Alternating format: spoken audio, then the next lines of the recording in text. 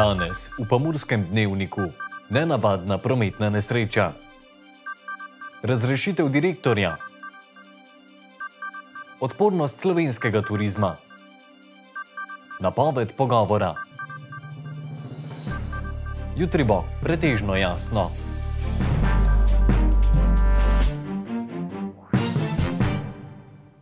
Spoštovane gledalke, cenjeni gledalci, lepo pozdravljeni. Včeraj zjutraj je na Hodošu na Goričkem voznica, ki se je vračala domov po nočni izmeni v domu starejših, zaradi neprilagojene hitrosti trčila v stanovanjsko hišo in predrla steno otroške sobe. K sreči obeh deklic, ki sicer spita v tej sobi, v trenutku trčenja ni bilo v svoji posteli.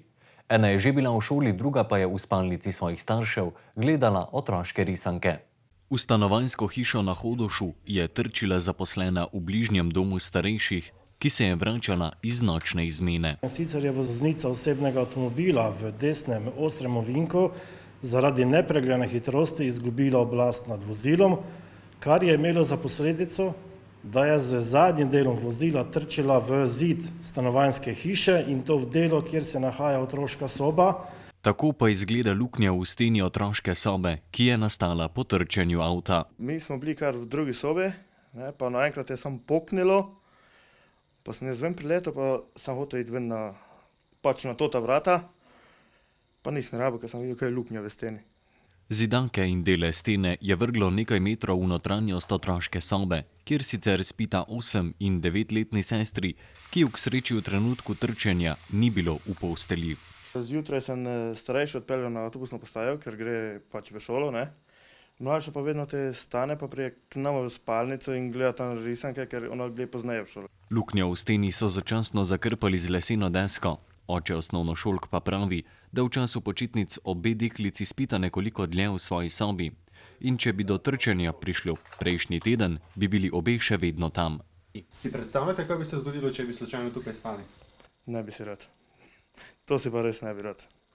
Voznica, ki je bila v nesreči lažje poškodovana, je zaradi vožnje z neprilagojeno hitrostjo že prejela plačilni nalog. Družina pa si bo nesrečo, ki bi se lahko za deklice končala tudi tragično, zapomnila predvsem po luknji v steni. Prestrašili smo se zelo. To pa res.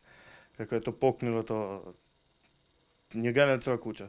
Pravim, tam zgoraj je 300 metrov dalj gor so slišali njeni sodelavci, od nje, ki je udarila v hišo, da je poknilo in so tudi prileteli dol. Družina zdaj čaka na cenilce škode, ki jih bo poslala zavarovalnica. Nato se bo lotila popravila stene in celotne otroške sobe. Včeraj je spet potekala novinarska konferenca o aktualnem stanju glede epidemije koronavirusa. Minister Poklukar je spet predstavil trenutne epidemiološke razmere v državi in povedal, da ob širjenju različice Omikron lahko pričakujemo tudi do 400 tisoč obolelih in napotenih v karanteno naenkrat. Slovenske bolnišnice v 5. val vstopajo zelo obremenjene. Število trenutno hospitaliziranih predstavlja težko breme, ki nas vleče navzdol in nam onemogoča, da bi bili sproščeni pri planiranju in korakanju v novem letu. Zdaj pa bi prosil za nekaj prosojnic, ki smo jih pripravili s kolegi. Na prvi prosojnici vidite število intenzivnih postelj na milijon prebivalcev. Med številnimi državami na svetu, med najbolj razvitimi in tudi manj razvitimi. Kot vidite, za celotno epidemijo lahko ugotovimo, da je slovensko zdravstvo v 4. valu pripravilo največ do sedaj poznane številke intenzivnih postelj na milijon prebivalcev.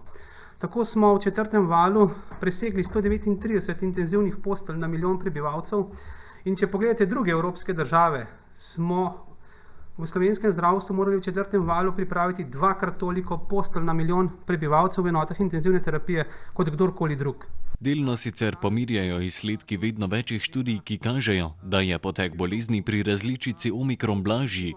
Kljub temu je Poklukar ponovno poudaril pomen precepljenosti za ohranjanje bolnišničnih kapacitet. Še enkrat naj ponovim, da ključno v teh trenutkih je zadostna precepljenost in znova lahko ugotovim, da je v enotah intenzivne terapije kar 86% necepljenih. in da je na oddelkih COVID 78% necepljenih. In resnično se moramo zavedati vsi, da omikron je drugačen, omikron bo praviloma prizadel tudi številnejše cepljene in prebolele, pa vendar so cepljeni praviloma zaščiteni pred težko obliko bolezni. Danes imamo, kot sem že povedal, hospitaliziranega enega bolnika z različico omikron.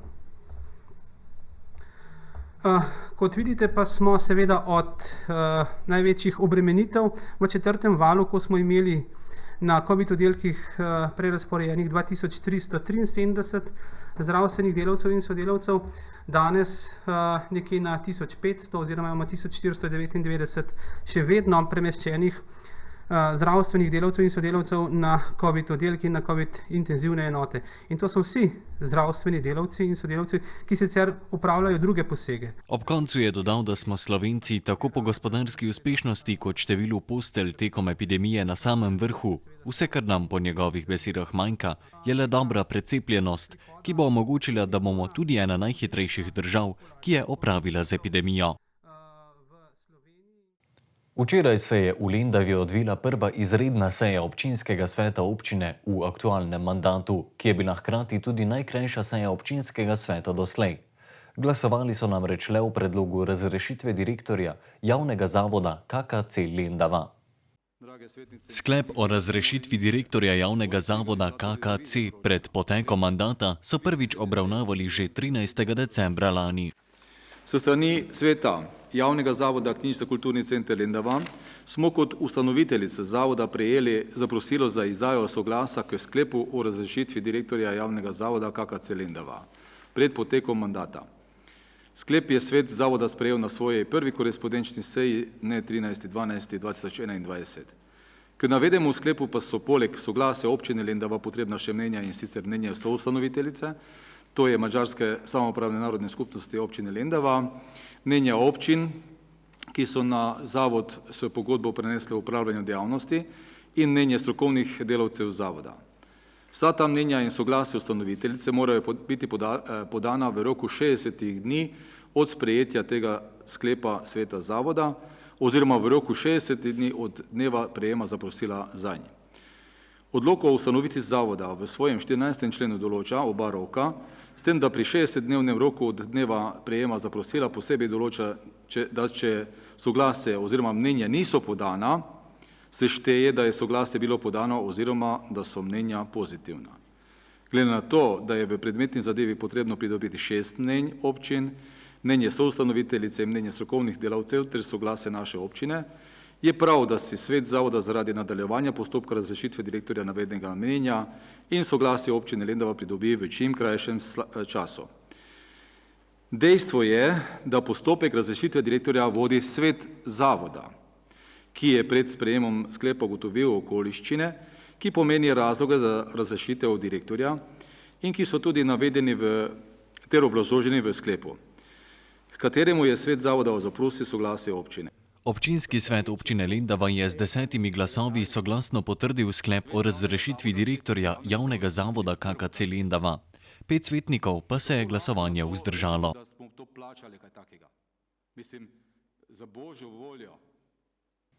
V naselju Skorba v občini Hajdina je včeraj prišlo do hudega požara. Ogenj je popolnoma uničil dnevno sobo in kuhinjo, poleg tega pa tudi večino ostrešja. Nekaj minut pred 7. popoldne so v dimniku stanovanjske hiše v naselju Skorba zagorele saje. Požar se je zaradi močnega vetra razširil na mansardo objekta, kjer je bilo 5 bivalnih sob, kuhinja z jedilnico in dnevna soba. Gasilci okoliških prostovoljnih gasilskih društev so požar omejili in pogasili ter objekt pregledali s termovizijsko kamero. Pri tem so 4 gasilci preventivno ostali na požarišču. Ogenj je popolnoma uničil dnevno sobo in kuhinjo, ostrešje in večino strešne kritine, a na srečo poškodovanih ni bilo. Požar je bil pogašen okrog 10 minut do 10 zvečer, po strokovni oceni pa naj bi na objektu nastala škoda v višini 100 000 evrov. Policisti sedaj nadaljujejo z zbiranjem in ugotavljanjem vzroka požara. Epidemija COVID-19 je močno prizadela tudi turizem. Tako je vlada za pomoč izdala bone za prebivalstvo. Zdaj pa je Ministrstvo za gospodarski razvoj in tehnologijo razpisalo kar 48,8 milijonov evrov sredstev za krepitev odpornosti slovenskega turizma. Ministrstvo za gospodarski razvoj in tehnologijo z razpisom sledi strateškim usmeritvam v smeri trajnostnega, avtentičnega in butičnega turizma, ki pa temelji na kakovostnih produktih in izkoriščanju izjemnih naravnih potencialov Slovenije. Hkrati želijo povečati odpornost nosilnega turističnega produkta, torej počitnic v gorah. Razpis je razdeljen na 2 sklopa. S sklopom A podpirajo nadaljnji razvoj in prestrukturiranje večjih slovenskih smučišč v celoletna gorska središča za aktivni oddih. Tako bodo lahko vlagali v žičniško in drugo infrastrukturo. Sklopom B pa sofinancirajo izgradnjo ali obnovo nastanitvenih kapacitet višje kakovosti, in sicer hotelov, motelov, penzionov in gostišč. V okviru javnega razpisa je na voljo 48,8 milijonov evrov, in sicer 30 milijonov za sklop A in 18,8 milijonov evrov za sklop B. Blaža Čeh je v dresu Cinkarne prišla do osvojitve 3 naslovov državne in pokalne prvakinje ter 3 uvrstitev na zaključne turnirje mednarodne VABA lige. V mlajših kategorijah je osvojila 2 mladinska naslova državne prvakinje, naslov prvakin Slovenije med kadetinjami v sezoni 2019-2020, pa tudi naslov kadetskih prvakin Jadranske lige. Danes se nam je organizatorka igre in igralka, ki je v lanski sezoni najbolj napredovala, pridružila tudi v našem studiu in nam med drugim izdala, koliko truda je bilo potrebnega za te dosežke. Mislim, da je glaven uspeh pri tem trdo delo, da tudi kot ekipa napredujemo, tudi posamično napredujemo, in pa veliko je odpovedovanja. Recimo imamo manj prostega časa in še ta prosti čas, ko ga imamo, damo košarki in pa tudi šoli. Drugače pa večino je to, da se tudi z ekipo dobro razumemo in delamo trdo. Letos pa je tudi prvič nastopila za slovensko reprezentanco. Ko sem dobila poziv za slovensko člansko reprezentanco, sem bila zelo vesela in tudi ponosna na sebe za uspehe dosedanje. Trema je pa vsekakor bila, čeprav bi lahko bila večja, ampak se mi zdi, da sem že veliko igralk iz reprezentance poznala, se je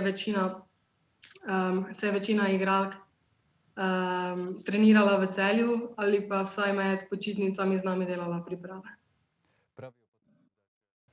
Na spletnem portalu Sobota Info danes med drugim poročajo o potresih, ki smo jih v zadnjih nekaj tednih doživeli pri nas. Več zanimivih vsebin pa lahko najdete na sobotainfo.com. Jutri bo pretežno jasno. Danes smo imeli oblačen dan s temperaturami okrog 4 stopinje Celzija. Opoldne smo v Murski Soboti, v Lendavi in v Radencih namerili 4 stopinje. V Krajinskem parku Goričko pa 2 stopinji Celzija. Jutri bo pretežno jasno. Zjutraj bo ponekod po nižinah megla. Najnižje jutranje temperature bodo v severovzhodni Sloveniji, v Murski Soboti in Mariboru okoli -6 stopinj, dnevne pa okoli 2 stopinji Celzija. V soboto bo precej jasno z občasno zmerno oblačnostjo. Po nižinah bo zjutraj in dopoldne marsikje megleno. Jutro bo mrzlo, v nedeljo bo pretežno oblačno, v notranjosti bo občasno rahlo snežilo. Temperature v naših krajih se bodo zjutraj gibale okoli -6 stopinj, dnevne pa od 1 do 3 stopinj Celzija. Toliko smo vam imeli povedati v današnjem Pomurskem dnevniku. Več informacij pa lahko najdete na naši spletni strani www.tvideja.si. Ostanite v naši družbi še naprej in nasvidenje do jutri.